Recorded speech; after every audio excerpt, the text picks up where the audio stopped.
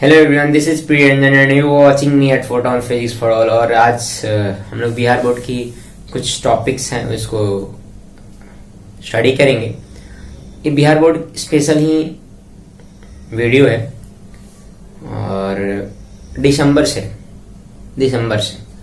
आपका ऑब्जेक्टिव भी आने लगेगा हिंदी मीडियम स्पेशल, है ना। स्पेशली हिंदी मीडियम वालों के लिए। इंग्लिश मीडियम वालों के लिए तो एनफ प्रिपरेशन होता ही क्लास में, so don't worry about English medium.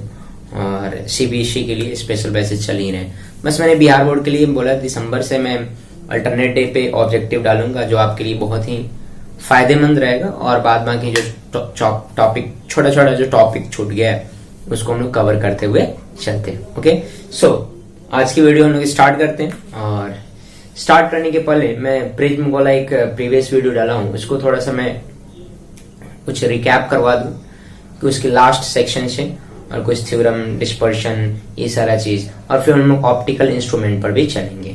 ठीक, so let's start the video. ये जो आपका पहला जो टॉपिक है एक्चुअली प्रिज्म से है। किससे? प्रिज्म से। आपने लास्ट लेक्चर पढ़ा है प्रिज्म का, इसमें आपने डेविएशन पढ़ा है ना। और आपने पढ़ा है रिलेशन, किसके किसके बीच रिलेशन पढ़ा है आपने। इस तरह का प्रिज्म हुआ करता था,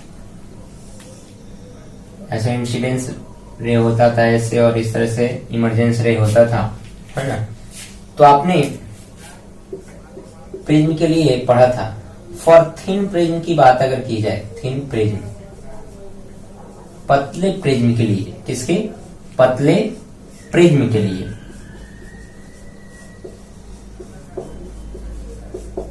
तो मैं बात करूं पतले प्रिज्म के लिए, थोड़ा सा साउंड क्लैरिटी के लिए हो सके तो मैं यूज कर लेता हूं, है ना। हेडफोन है उसको मैं यूज कर लेता हूं साउंड क्लैरिटी के लिए, शायद साउंड और ज्यादा क्लियर हो जाए। सो आई थिंक अब साउंड में क्लैरिटी रहेगी क्योंकि मैंने हेडफोन लगा रखा है और आप लोगों को साउंड भी बहुत अच्छे से आएगा। सो मैंने बात कर रही थी कि फॉर थिन प्रिज्म, पतले प्रिज्म के लिए, ये जो हमने लास्ट में एक फॉर्मूला डिराइव किया था कि refractive index mu is equal to sine delta minimum plus A by 2 upon sine A by 2। तो थिन प्रिज्म के लिए क्या होता है? For thin prism sine theta का वैल्यू थीटा के लगभग हो जाता है। एंगल, बिकॉज एंगल बहुत ही छोटा हो जाता है, तो ध्यान से देखो, सब साइन थीटा में कन्वर्ट हो जाएगा, तो साइन वाला टर्म उड़ जाएगा। तो हमारे पास सिर्फ रहेगा mu is equal to delta M मतलब minimum plus A by 2 upon A by 2। A by 2 से 2 कैंसिल, क्रॉस मल्टीप्लीकेशन कर लिया जाए तो mu A is equal to delta minimum plus A, इधर का प्लस इधर आके माइनस, तो mu A minus A is equal to delta minimum. So delta minimum का एक फॉर्मूला निकल गया for thin prism, A times of mu minus 1। तो ध्यान से देखो क्योंकि ये फॉर्मूला हमें डिस्पर्शन का कॉन्सेप्ट क्लियर करवाएगा कि डिस्पर्शन मतलब वर्ण का विक्षेपन कैसे होता है, क्या होता है वर्ण विक्षेपन, ये सारा चीज क्लियर कराएगा। सो आपने डेल्टा मिनिमम डेविएशन के लिए, न्यूनतम विचलन के लिए, मिनिमम डेविएशन मतलब न्यूनतम विचलन के लिए डेल्टा मिनिमम का फॉर्मूला आपने पढ़ा है ए इंटू म्यू माइनस 1। ए क्या है? एंगल। म्यू क्या है? Refractive index. म्यू की जगह आपको बुक्स में एन भी मिल सकता है। क्या मिल सकता है? एन।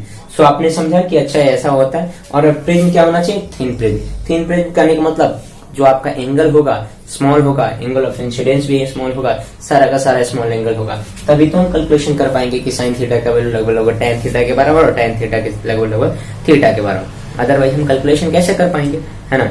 चलो, बहुत अच्छी बात है। सो आप जल्दी से इसको स्क्रीनशॉट ले इसका, फिर हम लोग आगे बढ़ेंगे, है ना। सो आई थिंक आप लोग स्क्रीनशॉट ले चुके होइएगा, मैं आगे बढ़ रहा हूं। अब यहीं से कॉन्सेप्ट डेवलप होगा कि वर्ण विक्षेपन क्यों होता है। अलग अलग, अगर मान लो कोई जो 7 कलर्स के कॉम्बिनेशन होता है, व्हाइट लाइट होता है, क्या होता है? व्हाइट लाइट, जिसको हिंदी में हम लोग बोलते हैं श्वेत प्रकाश। तो श्वेत प्रकाश 7 रंगों का मिश्रण होता है। ये 7 रंग जो होता है, 7 जो कलर्स होता है, वो 7 कलर्स जब प्रिज्म से गुजारा जाता है तो टूट जाता है।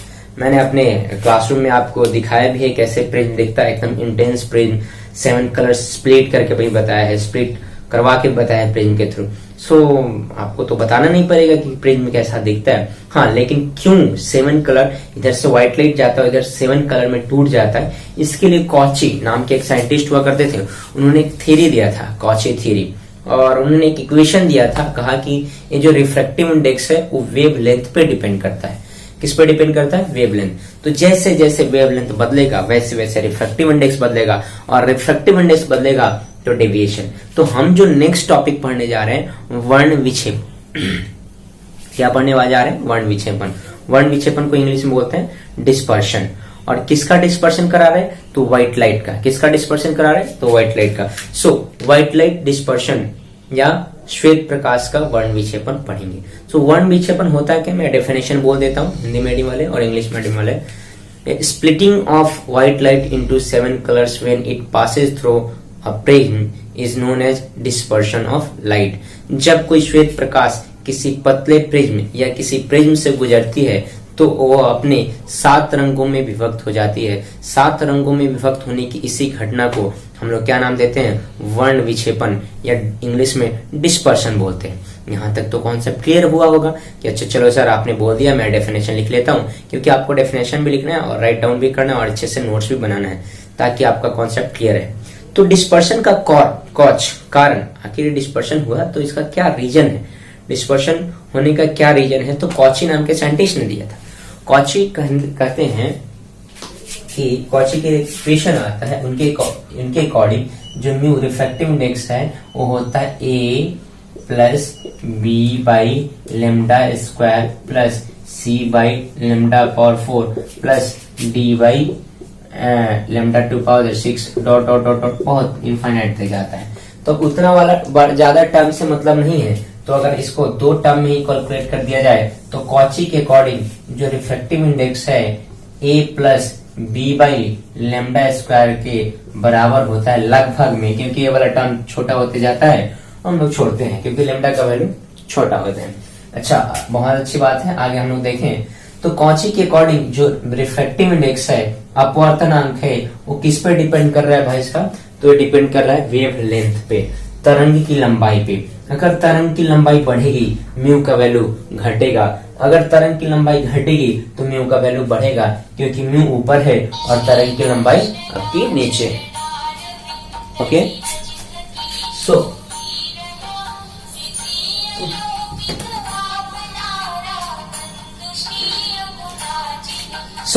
हम लोग देखें कॉची के, तो कॉची के अकॉर्डिंग, अच्छा कॉची ने क्या किया? अब आपको पता है कि 7 कलर होता है श्वेत प्रकाश में, तो श्वेत प्रकाश में जो 7 कलर्स होता है तो 7 अलग अलग कलर्स हैं, तो इसका तरंग की लंबाई अलग अलग है। सबसे ज्यादा जो तरंग की लंबाई होती है वो रेड का होता है। रेड का जो रेड जिसको हम लोग बोलते हैं लाल रंग की तरंग लंबाई सबसे ज्यादा होता है।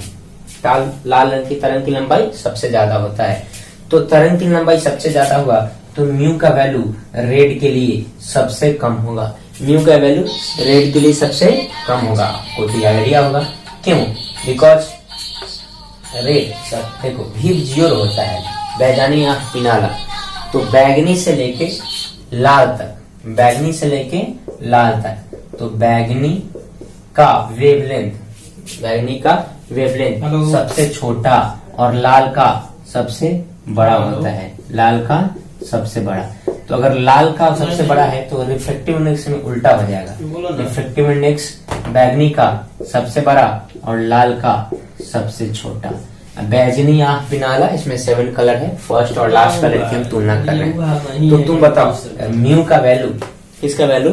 म्यू का वैल्यू अगर जरूरी भी अगर होगा तो डालना पड़ेगा अकाउंट में। म्यू का जो वैल्यू है, तो किसका वैल्यू है? म्यू का। वो किस पर डिपेंड कर रहा है? तुम अभी बताया गया कि बैगनी के लिए सबसे ज्यादा म्यू और लाल के लिए सबसे कम। तो बताओ म्यू का वैल्यू रेड, फेरी लिस्ट सबसे लिस्ट होगा, लिस्ट मतलब सबसे कम होगा, लिस्ट होगा।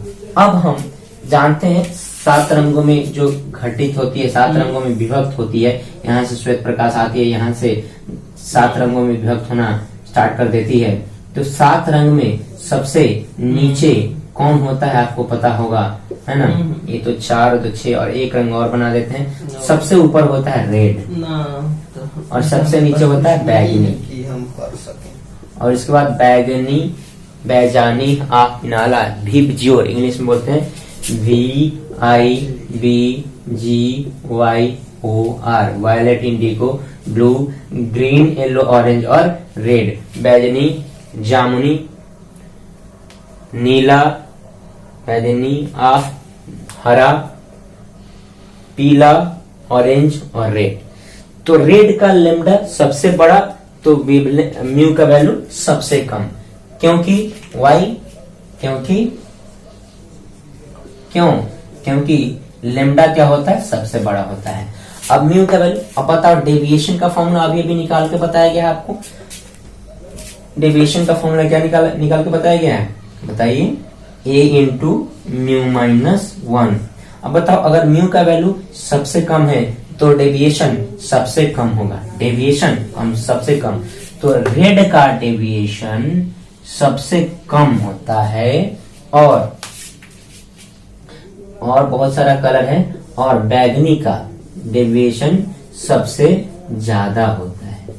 सबसे ज्यादा डेविएशन इसलिए ना डेविएट होकर मुड़ के सबसे नीचे क्या चली जाती है, बैगनी। तो बैगनी का डेविएशन सबसे ज्यादा। मैं थोड़ा सा टिल्ट करूंगा कैमरा को, हाँ अब तो दिख रहा होगा, अब दिख रहा होगा। चलो मैं फिर से ऊपर कर दूंगा कैमरा, घबराने वाली बात नहीं है। तो बैगनी का सबसे ज्यादा डेविएशन और सबसे कम किसका, रेड का। तो इस पूरे क्लास से, इस पूरे लेक्चर से आपको ये तो जानते हो 7 कलर में टूटने की घटना क्या कहलाती है, कोई बड़ी चीज नहीं है। लेकिन इससे ऑब्जेक्टिव क्या क्या पूछा जाता है वो थोड़ा हम लोग बता दें। देखें सबसे पहले कलर का ऑर्डर आपको भिबज्योर या बैजनी या पिनाला याद होना चाहिए, ठीक।